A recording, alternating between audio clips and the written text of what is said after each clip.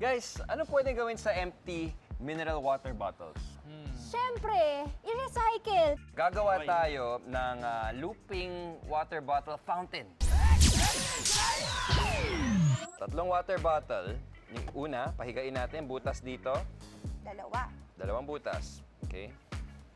Tapos idudugtong natin sa second water bottle na may butas din.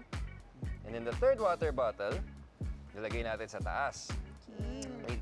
Tapos ididikit natin sila using these straws. And then, ito na, magic. Magic. Okay. Ito na ang ating water bottle. Ate Shai, ano yan? Ay, ano nga ba to, Kuya Chris? Parang Yung wheel. oo nga, no? Sige, lagay natin dito. Adjust na lang natin mamaya. Depende sa bagsak ng tubig. So ngayon, meron tayong colored water para makita natin yung kung paano mag-flow ang water. So, thank you. Very well sealed. And then, Ang ganda ng kulay. pag napuno na itong sa baba, Ayan na! yan. Ayun, lumilipat. Kailangan natin siya. Umakit, Oo, itutulak na yung water, pumunta dyan sa next na opening. Kailangan natin i-tilt ng ganyan para lumipat muna yung tubig kasi wala pang panulak eh. Ayan, so medyo marami-rami na yung nalipat natin from this bottle to this bottle. Now, Okay.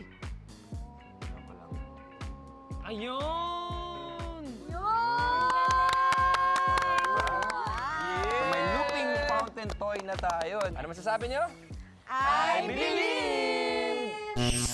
Ang ginawa nating experiment ay isang variation ng Heron's Fountain. Isang imbensyon ng 1st century Greek mathematician at engineer na si Hero of Alexandria. Nung magsalin tayo ng tubig, unang napuno yung boteng nakahiga sa ilalim. Nung nagdagdag tayo ng tubig dun sa top bottle, lalong nahulog ang tubig nito sa bottom na bottle o yung nakahiga sa mesa.